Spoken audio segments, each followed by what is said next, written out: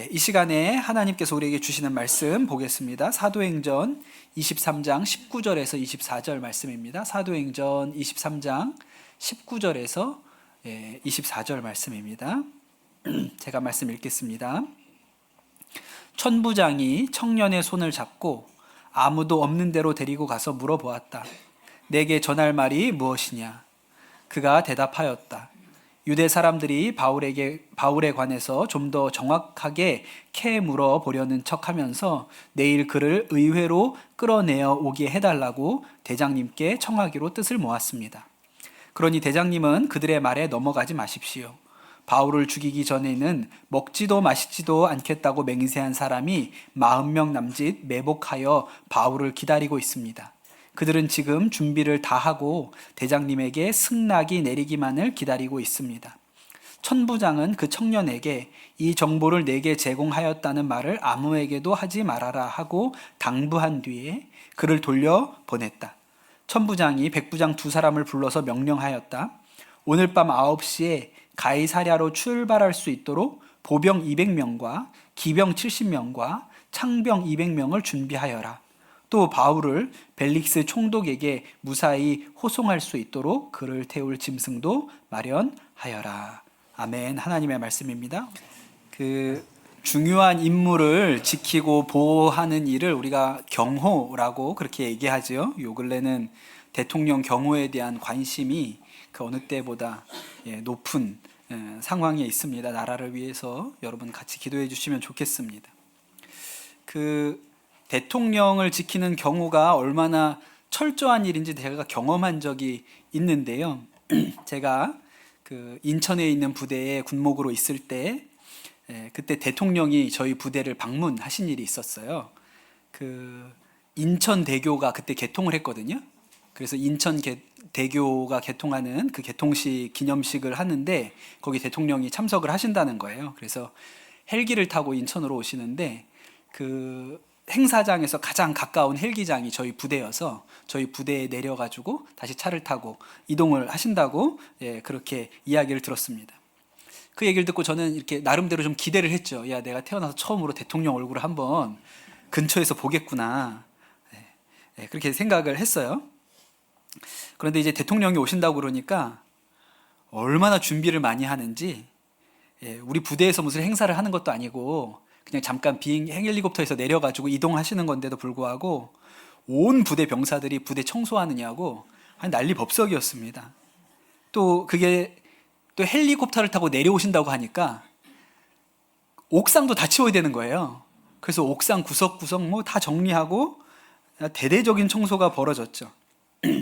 그리고 대통령이 방문하는 당일이 되었는데 뭐라고 명령이 내려왔냐면 허락받은 고위 간부들을 제외하고는 누구도 자기 생활관과 사무실 밖으로 나오지 말라. 그리고 또 한 가지는 모든 창문은 커튼으로 가려서 밖을 내다보지 못하도록 하라. 그렇게 명령이 내려왔어요. 그리고 대통령이 도착하고 떠날 때까지 일체 이동이 통제되었습니다. 아무도 문 밖으로 나가지 못했어요. 그래서 대통령이 왔다 가셨는데 아무도 본 사람이 없습니다. 게다가 나중에 들어보니까 그 부대 무기고가 있는데 무기고 앞에는 경호처 요원들이 나와가서 무기고는 따로 지켰다. 그런 얘기도 들리더라고요. 그러니 대통령 한 사람을 보호하려고 얼마나 많은 노력을 하는지를 우리가 알 수 있죠. 미국 대통령이 가끔 해외에 나가는 일 있잖아요. 순방이라고 하는데 우리나라에 미국 대통령 올 때 보면 기본적으로 전용기가 2대가 온다고 하고 또 기타 화물기가 6대에서 7대 정도 더 온다고 합니다. 그리고 다른 나라에서 제공하는 차량을 믿을 수가 없기 때문에 차량까지 수송기에 싣고 그렇게 우리나라에 온다고 하죠. 그리고 미국 대통령이 묵는 호텔은 호텔 전체를 통째로 빌려서 출입을 다 통제한다고 그런 얘기들도 합니다. 그러니까 여러분, 미국 대통령 한 사람을 지키기 위해서 드는 수고와 비용이 엄청난 거죠. 이것이 세상에서 중요하다고 생각하는 사람들을 지키려고 하는 그 경우의 수준입니다. 여러분은 어느 정도로 중요한 인물이십니까? 제가 생각난 게 있는데 제가 중학교 때 저희 누님이 이제 고등학교를 들어갔는데 고등학교를 가고 나니까 야간 자율학습이라는 걸 한다는 거예요. 그래서 학교 끝나면 9시, 10시 깜깜할 때 집에 와야 되는데 그 여고생 혼자 이렇게 집에 걸어오는 게 무섭고 겁이 나잖아요. 그래서 저희 아버지랑 저랑 학교 앞에 가서 기다렸다가 누나를 이렇게 모시고 왔어요. 이 정도면 대단한 거 아닙니까? 이 정도 경호 수준이면 아주 잘 대접받는다고 할 수 있는 거죠. 여러분, 이 정도 대접은 다들 받고 사시잖아요. 그렇죠? 그런 거 없을 때는 제가 방법을 알려드릴게요. 여러분, 서울시에서는 밤 10시가 넘어서 귀가하면 다산 콜센터나 안심이 앱으로 신청하면 2사람이 나와서 집까지 동행해주는 서비스가 있다고 합니다. 그래서 뭐 여기라든지 어디 도착하기 30분 전에 다산 콜센터로 전화를 하시면 노란 조끼를 입고 경광봉을 든 아주머니 2분이 나와서 여러분을 집까지 안심하고 갈 수 있도록 도와주신다 그래요. 필요하신 분들은 이용을 해보십시오. 오늘 말씀해 보면 사도 바울이 또 위기에 처했습니다. 지난주 우리가 들은 말씀에 사도 바울이 의회에 가서 그 의회에 유대인들의 지도자들 앞에서 이야기를 했죠. 거기를 엉망으로 만들어 놨습니다. 그 의회 안에 그 바리새파 사람들이 있었고 사두개파 사람들이 있었는데 바울 때문에 이 두 파가 싸움이 붙은 거예요. 그래서 막 서로 소리를 지르고 한참을 싸우다가 정신을 차리고 보니까 바울한테 당했구나 우리가. 그리고 바울은 벌써 빠져나간 뒤였습니다. 그러자 이 유대인들 중에 우리가 꼭 바울을 죽여야겠다. 바울을 죽이기 전에는 먹지도 않고 마시지도 않겠다고 맹세한 사람이 40명이라는 거예요. 여러분, 무시무시하지 않습니까?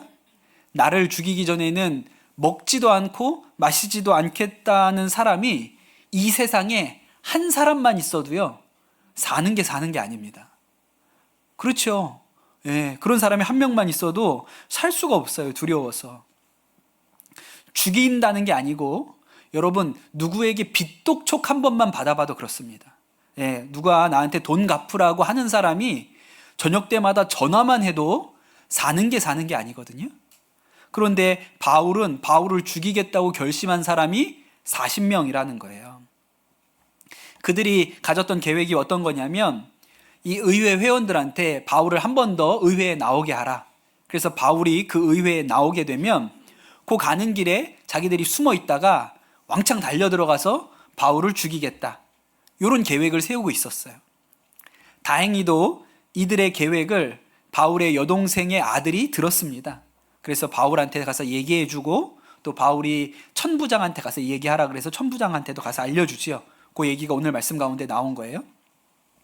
천부장이 이 얘기를 듣고 보니까 바울을 그냥 더 이상 이 예루살렘에 놔두면 안 되겠구나 그런 생각이 들었어요. 이 사람이 로마 시민권이 있는 사람인데 괜히 이 사람이 뭐 다치기라도 하면 죽기라도 하면 큰 문제가 될 수 있다고 생각해서 즉시로 이 바울을 예루살렘에서 다른 곳으로 옮겨야겠다.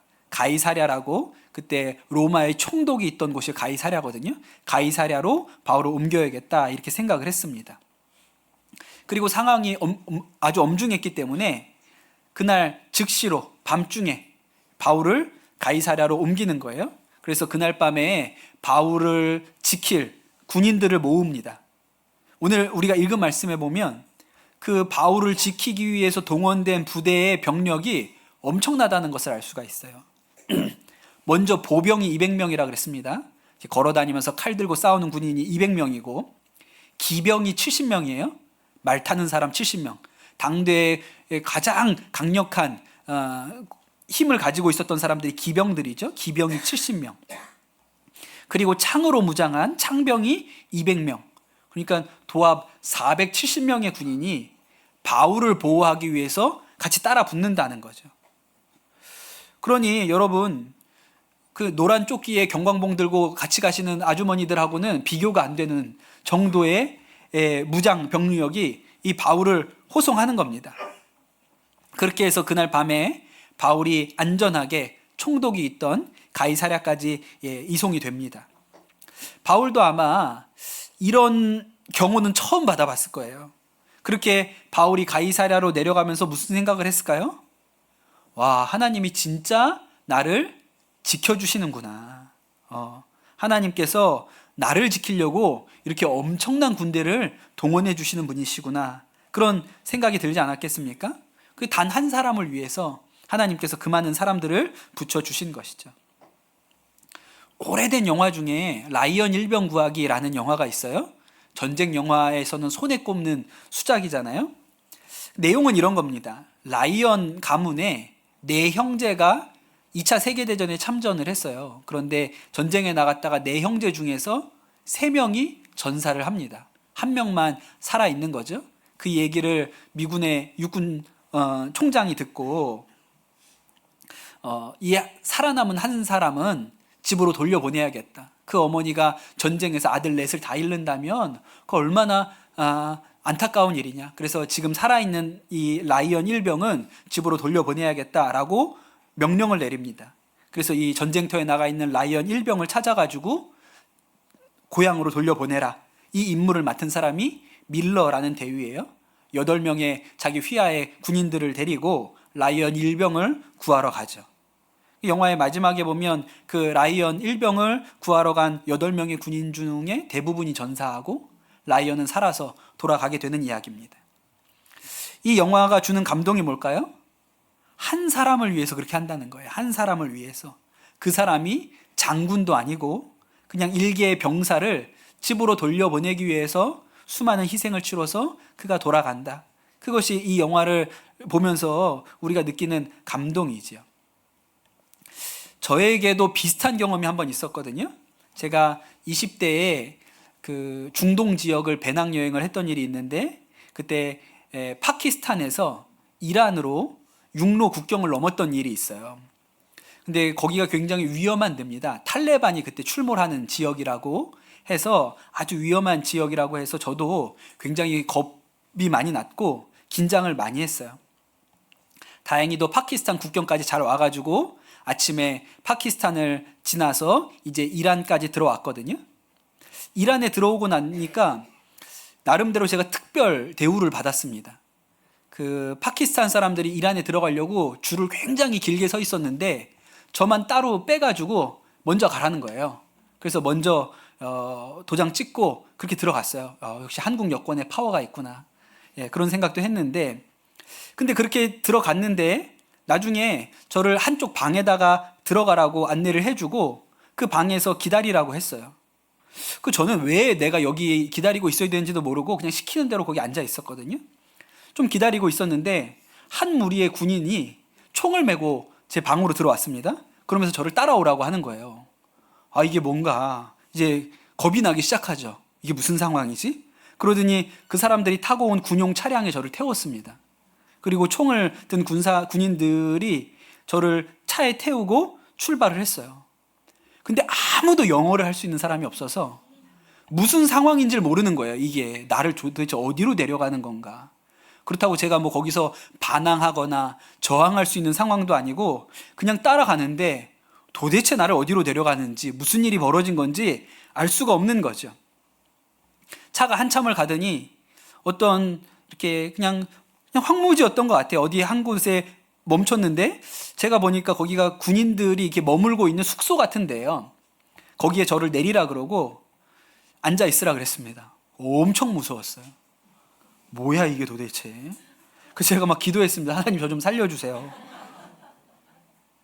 그런데 분위기를 보니까 무서운 분위기는 아니에요. 이 사람들이 한국 사람을 처음 봤는지 하여튼 자기들끼리 말은 못하고 막 웃고 떠들어요. 저를 보고. 그리고 저한테 막 이란 말로 뭐라고 하는데 저는 못 알아듣고 또 그럼 자기들끼리 막 웃고 난리예요. 차도 한 잔 이렇게 내주고 이러니까 이 죽이지는 않겠구나. 그런 생각은 들었습니다. 또 얼마간을 기다렸는데 또 차 한 대가 왔어요. 이젠 또 그 차에 타라 그랬어요. 그 차에도 군인들이 있었는데 또 그 차를 타고 어디론가로 갔습니다. 또 비슷한 데 또 내렸어요. 또 거기서 기다리라 그랬고 다음 차가 올 때까지 또 기다려서 또 다음 차를 타고 갔어요. 그렇게 해서 그날 아침에 그 국경을 통과했는데 저녁 때쯤에 국경에서 제일 가까운 도시의 버스 터미널까지 저를 데려다 준 거예요. 그때 마지막으로 저를 데려다 준 군인 중에 영어를 조금 할 수 있는 분이 계셨는데 그분이 저한테 설명을 해줬어요. 여기가 굉장히 위험한 곳이다. 저 아프가니스탄에서 마약이 재배되는데 그게 일로 넘어오는 거, 일로 이 도시로 넘어온다. 그래서 여기서 외국인 납치나 살해가 빈번하게 이루어지기 때문에 너를 보호하려고 군인들이 너를 이렇게 싣고 온 것이다. 근데 왜 중간중간에 차를 갈아탔냐면 자기들의 경비 범위가 정해져 있다는 거예요. 그래서 여기까지 데려다 주면 다음 차가 와가지고 데려가고, 다음 차가 데려가서 데려가는 바람에 이렇게 하루 종일 걸린 거죠. 그리고 저한테 한 얘기가, 터미널 밖으로 나가지 말고 즉시로 버스를 타고 떠나라, 여기서. 여기서 너의 안전을 보장할 수가 없으니까 절대로 터미널 밖으로 나가지 말고 여기서 떠나라. 안 그러면 총에 맞아 죽을 거다. 그렇게 저한테 경고를 했어요. 그래서 제가 그때 그렇게 거기를 지나오면서 하나님이 나를 이렇게 지켜주시는구나, 보호해주시는구나, 그런 은혜를 누렸던 적이 있죠. 그런데 여러분, 이런 경험이 뭐 라이언 일병이나 저같이 특별한 경험을 한 사람들에게만 있는 게 아닙니다. 우리가 이 일에 눈이 열려야 될 필요가 있어요. 엘리사 시대에 엘리사가 있던 도단성이 아람 군대에게 포위된 일이 있었거든요. 엘리사의 종이었던 게하시가 일어나서 보니까 이 성이 외국 군대한테 포위되어 있는 거예요. 그래서 막 선생님한테 엘리사에게 쫓아가서 큰일 났다고, 우리가 완전히 포위됐다고 그렇게 얘기를 하니까 이 엘리사가 게하시를 꾸짖으면서 하는 얘기가, 저기 군인들보다 우리 편이 훨씬 많다, 그렇게 얘기를 하죠. 선생님 무슨 소리를 하냐고, 지금 우리 성이 완전히 포위가 되어 있는데 우리가 무슨 싸울 힘이 있습니까? 그랬더니 엘리사가 기도하기를, 주님, 저 시종의 눈을 열어주십시오. 그랬더니 그 게하시의 눈이 열려서 하늘에 불말과 불병거가 가득하게 그 성을 지키고 있는 것을 보았다. 이런 말씀이 있잖아요. 여러분, 마찬가지입니다. 오늘 우리가 이 말씀을 읽으면서 하나님이 우리를 돕고 계시는구나, 하나님이 우리를 지키고 계시는구나 라는 것이 눈이 열려야 보이게 되는 것이죠. 바울이나 엘리사가 특별한 사람이어서 그 사람들만 하나님이 지켜주시는 게 아니고, 오늘 예배드리는 우리 한 사람 한 사람도 하나님의 보호하심과 지키심 아래에 있다는 것을 우리가 알아야 합니다. 제 친한 후배 목사님, 지금은 강원도 평창에서 목회를 하고 계시는 고상원 목사님이라는 분이 계세요. 이분이 의정부에서 교회를 개척하시고 이제 처음으로 여름 성경학교를 하게 되었습니다. 그때 동네에서 전도되어서 교회에 나오던 아이들이 한 9명 정도 있었다 그래요. 그래서 이 아이들을 데리고 성경학교를 하게 된 거죠. 또 그리고 아이들한테, 우리 성경학교 하는데 동네 친구들 있으면 데리고 와, 우리 좋은 데도 가고 맛있는 것도 먹고 재밌게 성경도 배우고 그런 일 할 테니까 친구들이 있으면 다 데리고 오라 그랬어요. 그랬더니 얘들이 내가 데리고 온다고, 나 같이 올 친구 있다고 막 그렇게들 이야기를 했다는 거예요.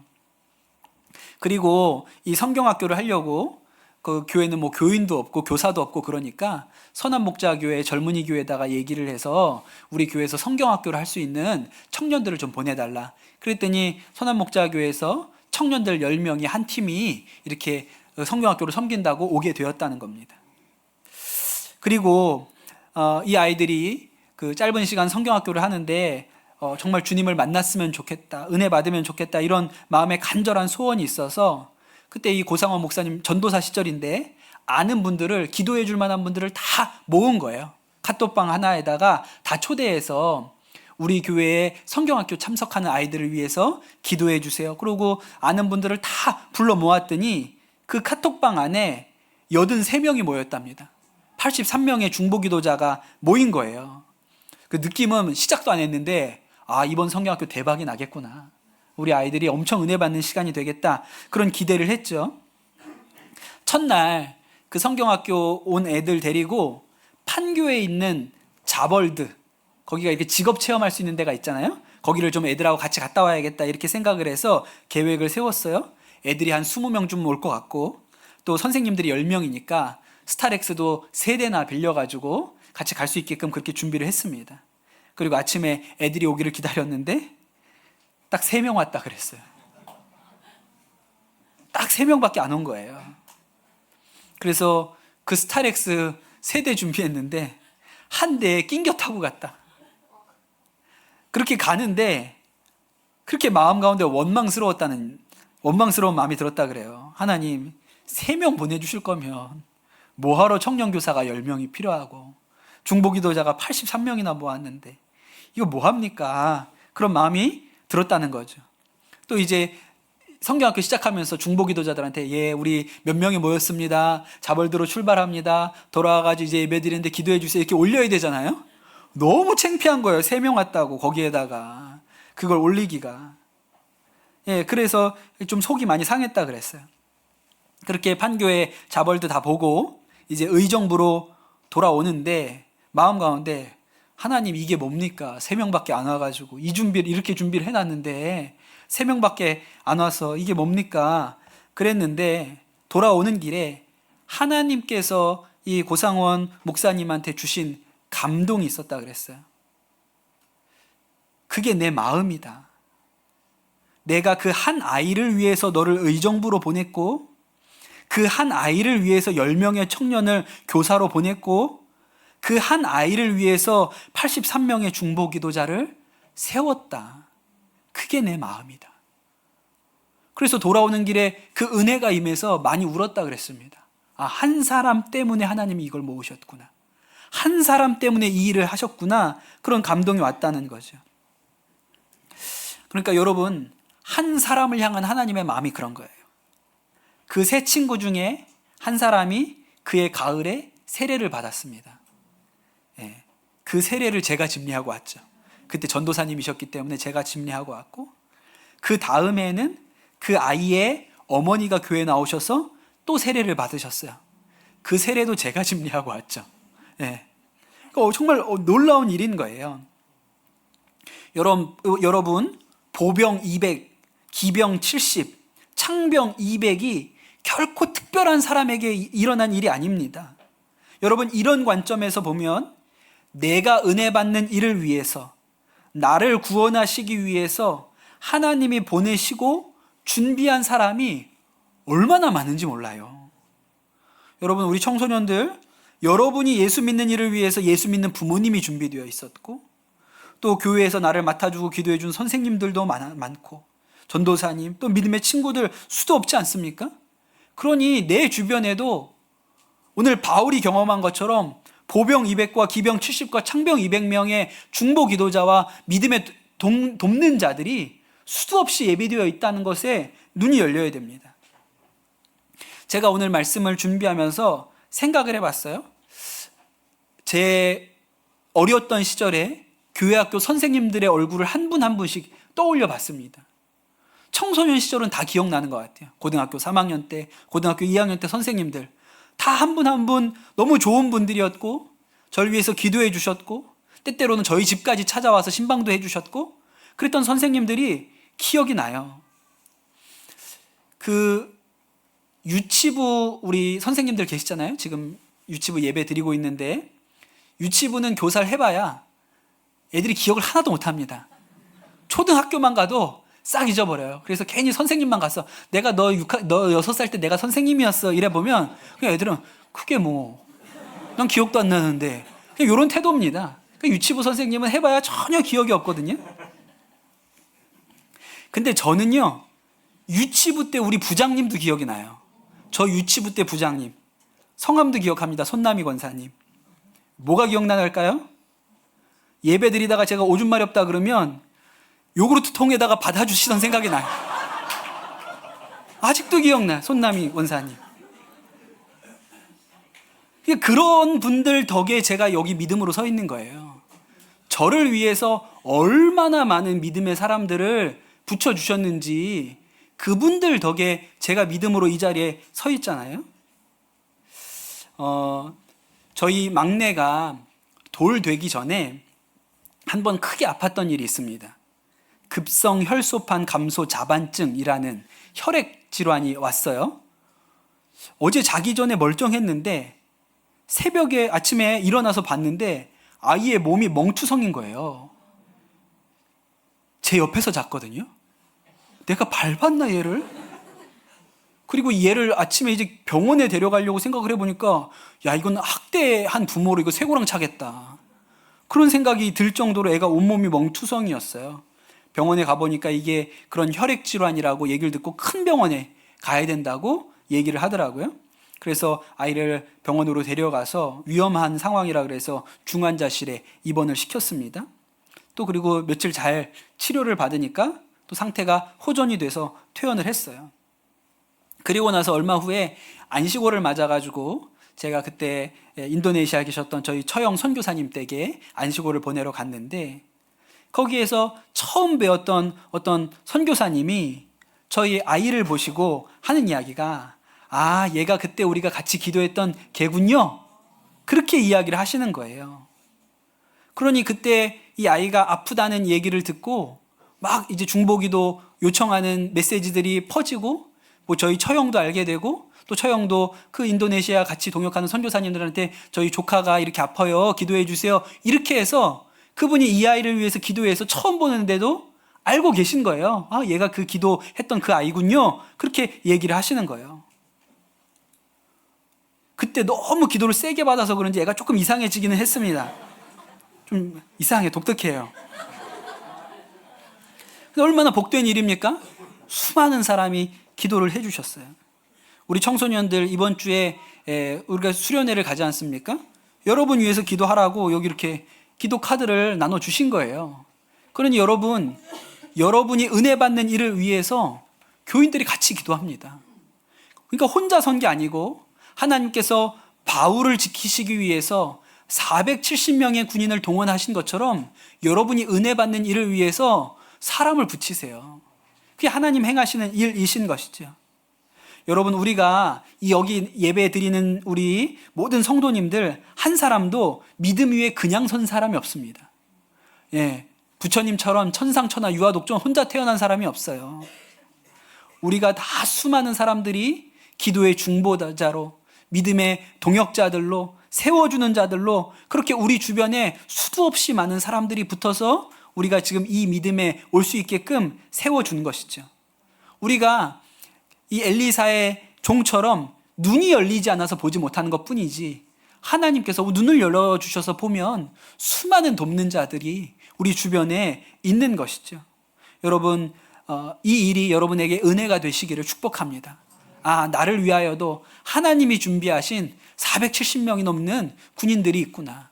나를, 내 믿음을 지키기 위하여 세우기 위해서 함께 기도하는 이들이 있구나.